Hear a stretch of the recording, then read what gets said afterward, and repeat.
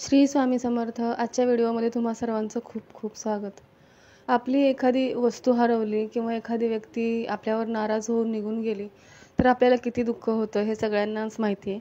आणि आजच्या व्हिडिओमध्ये मी तुम्हाला असा एक उपाय सांगणार आहे जो इतका पॉवरफुल आहे. आणि जर तुम्हाला ह्या उपायाने फरक नाही पडला तर तुम्ही नक्की कमेंटमध्ये निगेटिव्ह कमेंट करू शकता किंवा विचारू शकता मला की तुम्ही मला ह्या उपायाचा फरक पडला नाही. पण हा उपाय इतका पॉवरफुल आहे की ह्याचा रिझल्ट 4 तासामध्ये 1 तासामध्येच होतो. पण तरीसुद्धा मी तुम्हाला 4-5 तास सांगते किंवा जास्तीत जास्त 24 तास 12 तास तुम्ही हा उपाय नक्की करून बघा. तुमची कोणतीही हरवलेली वस्तू असू द्या किंवा एखादी व्यक्ती रुसून तुमच्यावर नाराज होऊन निघून गेलेली असेल किंवा हरवली असेल तर त्याच्यासाठी सुद्धा तुम्ही हा उपाय करू शकता. चला तर मग जास्त वेळ न घालवता वळूया आपल्या उपायाकडे. मी तुम्हाला सांगते या उपायामध्ये तुम्हाला काय करायचं आहे. या उपायासाठी तुम्हाला लागणार आहे एक स्टीलचा ग्लास. ग्लास स्टीलचाच असायला हवा. स्टीलचा ग्लास किंवा तांब्या जे काही तुम्ही वापराल ते वापरायचे तुम्हाला ते वापरू शकता. पण तुम्हाला हा ग्लास आपल्या डाव्या मध्ये पकडायचा आहे. डाव्या हातात पकडायचा आणि त्यामध्ये बघून असं बोलायचं आहे की जी माझी कोणती वस्तू त्या नाव वस्तूचं माझी ही वस्तू हरवलेली आहे, मला मिळत नाही आहे, तर ही माझी वस्तू मला मिळावी. आणि ह्यासोबतच तुम्हाला काय करायचं आहे, तो ग्लास घ्यायचा आहे आणि तो ग्लास तुमच्या मेन गेटच्या म्हणजे जेव्हा दरवाजातून आपण आतमध्ये येतो त्याच्या डाव्या बाजूला तुम्हाला आतल्या साईडला डाव्या बाजूला तो ग्लास पालथा ठेवायचा आहे.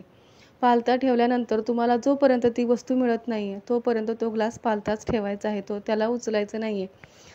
ह्या गोष्टीचा रिझल्ट 1 तासामध्येच मिळतो. पण तुम्हाला 12 तास किंवा 24 तास जोपर्यंत तुमची वस्तू मिळत नाही तोपर्यंत तो पालथा ठेवायचा आहे.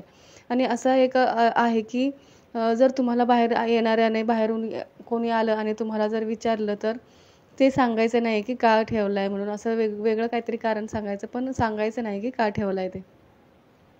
त्याच्यानंतर तुम्हाला जर असा डाऊट येतोय की मी या ठिकाणी वस्तू ठेवली आहे, म्हणजे तुम्हाला असं वाटतं की मी या ठिकाणी ठेवलेली आहे, तर तिथे पुन्हा एकदा तुम्ही ग्लास पालथा असतानाच शोधायचा आहे. किती पण वेळा तुम्ही जर त्या ठिकाणी शोधलेलं असेल तरीसुद्धा अजून एकदा शोधायचं आहे, पण ग्लास पालथा असतानाच शोधायचं आहे. ह्या गोष्टीचा नक्की रिझल्ट मिळतो. 1 तासामध्येच रिझल्ट मिळतो. पण तरीसुद्धा मी तुम्हाला 24 तास सांगते. जर तुम्हाला असं वाटत असेल कोणी डिस्टर्ब करते किंवा कोणी आपल्याला विचारेल, जर तुम्ही मेन गेटच्या दरवाजाच्या डाव्या साईडला नाही ठेवू शकत तर तुमचा बेडरूमच्या आतमध्ये सुद्धा तुम्ही ठेवू शकता हा ग्लास किंवा तांब्या, पण तो डाव्या बाजूलाच ठेवायचा आहे.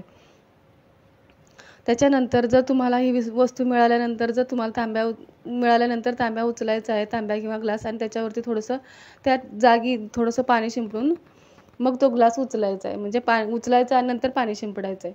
त्याच्यानंतर जर तुम्हाला रिझल्ट मिळालाच नाही तरीसुद्धा तुम्हाला ग्लास उचलावा लागला तर तुम्हाला पुन्हा दुसऱ्या दिवशी तुम्हाला पुन्हा तो उपाय करायचा आहे.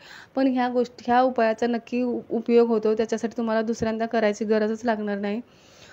हा उपाय इतक्या विश्वासाने करा की आपली गोष्ट हरवल्यानंतर जेवढे आपल्याला हे असते, कळकळ असते, त्याच कळकळीने त्याच विश्वासाने तुम्ही हा उपाय करा. नक्कीच तुम्हाला याचा लाभ होईल.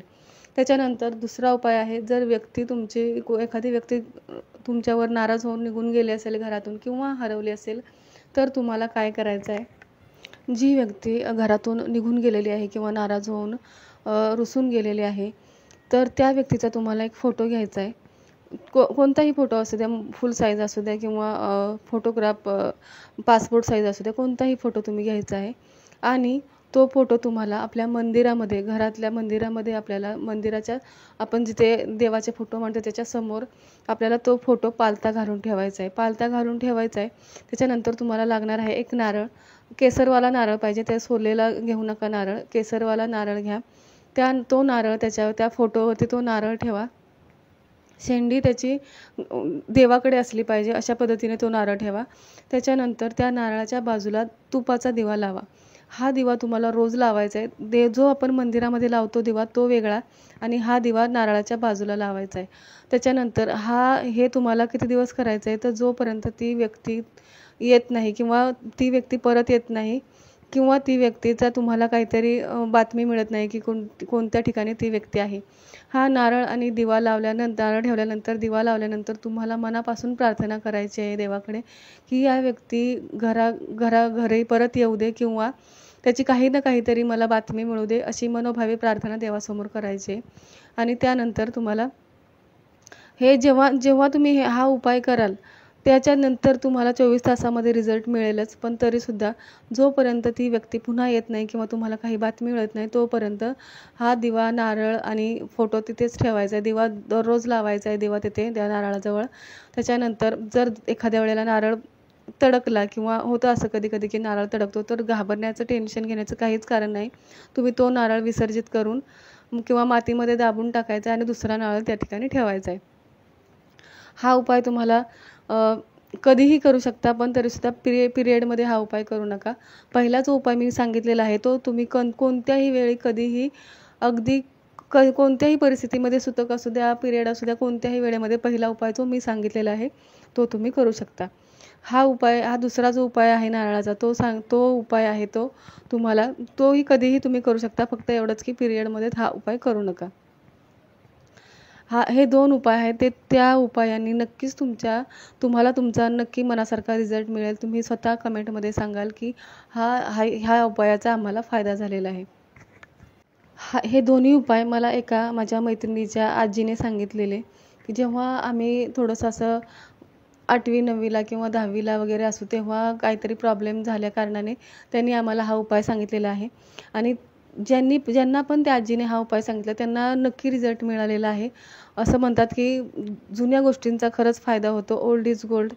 तर हे उपाय तुम्ही नक्की करून बघा आणि कमेंटमध्ये नक्की श्री स्वामी समर्थ लिहायला विसरू नका. पुन्हा भेटूया पुढच्या व्हिडिओमध्ये. तोपर्यंत धन्यवाद. श्री स्वामी समर्थ.